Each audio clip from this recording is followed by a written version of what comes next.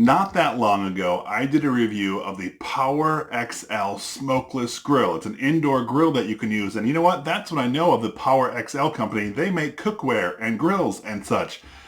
And irons? Huh. We're going to be looking at the Power XL cordless iron. This is Jeff with Jeff Reviews for You. My channel is dedicated to reviewing mostly as seen on TV items. I look at some consumer gadgets, other household items. Once in a while, I do a little bit of a DIY just because I think it's a lot of fun. If that interests you, I would love it if you would subscribe to my channel and click the bell so you're notified every time I release a video, just like this one. Now, let's get ironing. I'm excited to try this out. Alright, so let's unbox our Power XL cordless iron and steamer. This was purchased for around 60 bucks for my local as seen on TV retailer. So let's see what we get for that $60. Alright, so first things first, looks like I have a measuring cup of sorts.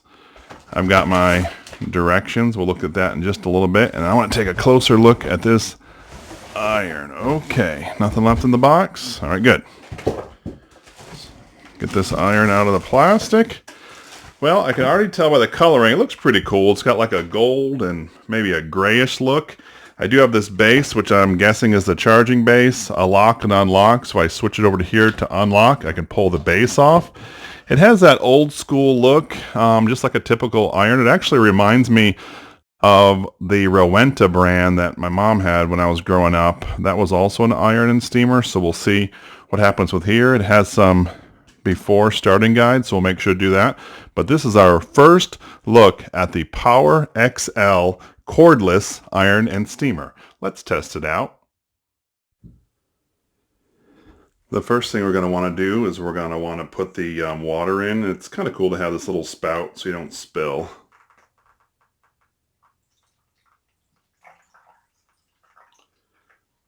I just filled water up to this top line where it says, I think 200 milliliters. So that's what I filled up to and just filled it up that way. Close the top here. So now we have water in the unit. So now what we want to do is we want to set our temperature. So the temperature I'm going to set it for, let's see if you can see it here, is I want to go to like a steam setting. That looks like right there. So now what we do is we're going to bring our base over. I've got my temperature gun to check that in just a second. So our base is here, and you notice that the blue light is on, so that we know we have power. We set it on the base, and we lock it into place. So now this should be heating up, and so we'll check back in just a little bit to see what the temperature is. So it's literally been less than a minute. I checked the temperature, and look at already. I mean, this thing's cranking pretty fast. I didn't think it was going to go that quick. I thought it was going to take a little bit of time, but it is heating up relatively fast. That's pretty cool. I did read in the directions that you can iron with the base on, but you can also iron with the base off, which is realistically why I bought it. But just so you know, you can do it with or without. So I read through the directions on the steaming feature, and you're actually supposed to add more water. So it recommends 370 milliliters, and I already did 200, so I added more in. Originally I had this over to the X out the steam button, but now I have it over here where the steam button is. They do say this works only on the highest temperature, and there's a trigger here that you can push. See that? Ooh, that was pretty neat.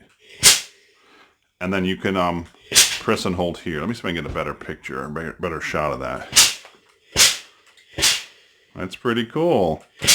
They say let 2 or so seconds go between blasts, and then keep it on the base periodically just so it builds up the heat. So I guess when you take it off the base, it gets cooler, but let's just do that one more time. They actually say it has a mini air compressor in there, which is really neat. I look forward to trying it on a candle. I know it's very silly, but I want to see if it actually does what they say in the infomercial. Now for the moment of truth. Here's my candle. Here's my iron. All right, that does it. Pretty cool. All right, so we're going to now iron this shirt. It's just a little wrinkled. I have this heated up to cotton. it's been heated up through here. So let's just see what happens. Does this iron well? I think we're able to spritz some water on here. Yep. That helps us get a little more of the wrinkles out. So you know what? So far, what I can see is it's like every other iron I've ever used. Does the same thing. So when I'm not using it, I can put it over in the base and it'll heat it back up and then come back to iron again. But you know what? It's doing a pretty good job ironing. I don't have any complaints with it. As of this point, I can definitely feel the shirt is hot. I'll be interested to see what it's like when I go and steam it. We get these button lines first, and then we'll try steaming the other side. But I will say, my first run through looks pretty good. So, what are your thoughts of this Power XL cordless, sometimes, iron? Do you like it? Do you not like it? Overpriced? Just right? Let me know down in the comment section below. I would love to hear from you. Alright, so let's try the steam feature. I'm going to turn this up to, well, let's just go up all the way and see what happens. Alright.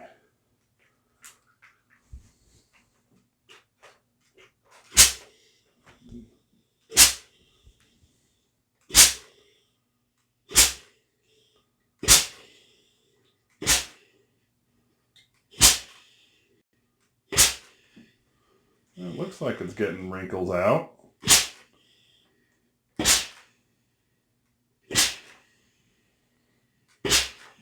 Problem is it's starting to fizzle down a little, so I have to hook it back up onto the base for it to heat it up again. So that's kind of frustrating. I got about, what, 10 different shots off of it. So I set it back on the base. Let's see if we can keep going.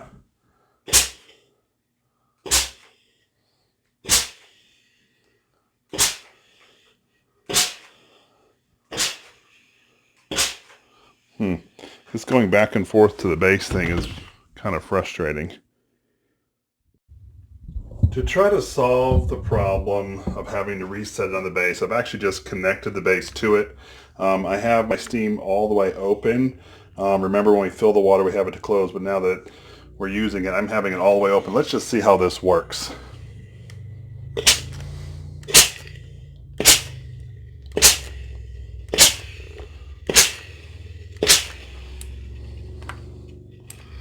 Keep clicking the dial.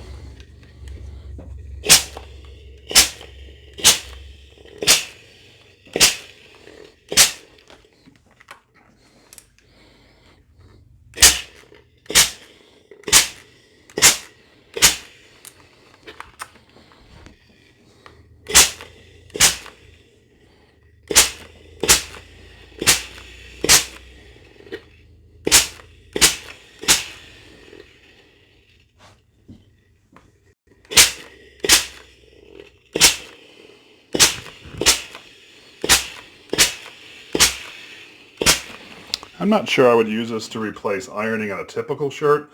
It may be helpful on something that's a little more delicate, but this is just taking a lot of time. So we've been looking at the Power XL cordless iron, and I really like the cordless feature. There is nothing more frustrating than when you're ironing and maybe that cord pulls. Oh, you're too far away from the wall. Now I gotta get closer, move the ironing board. That kind of stuff is frustrating. I like that I could have this heated up or charged up, and I could use it and come back to the base and plop it back down and just heat it up some more and go use it again. I liked that feature. I wasn't too keen on the steaming part. I think that a regular steamer probably works a little better. Actually, probably works a lot better. I couldn't get it to work very well at all. I did see that there were some wrinkles coming out, but I would have had to stay for 10, 15, 20, even 30 minutes, and that's just not productive for time's sake. So as an iron, I think it's great. As a steamer, not so much. So that brings us to the price. Do you really want to pay $60, $70 for just an iron because it's cordless? Maybe. That's up to you. I know I like it. Anyway, this was Jeff with Jeff Reviews for You. As always, thanks for stopping by, and I hope you have a great day. You know what? Since you're still there, I really do appreciate that you stay through the end of this video. That's awesome. Earlier in the video, I referenced the Power XL smokeless grill. What I'm going to do is I'm going to link that review video right up here so you can go see that. I would love it if you would click this link, but make sure you're logged into YouTube so I don't look like a crazy person pointing at the ceiling. If you go ahead and click this, I'll meet you over there. Go ahead. It's safe. I promise.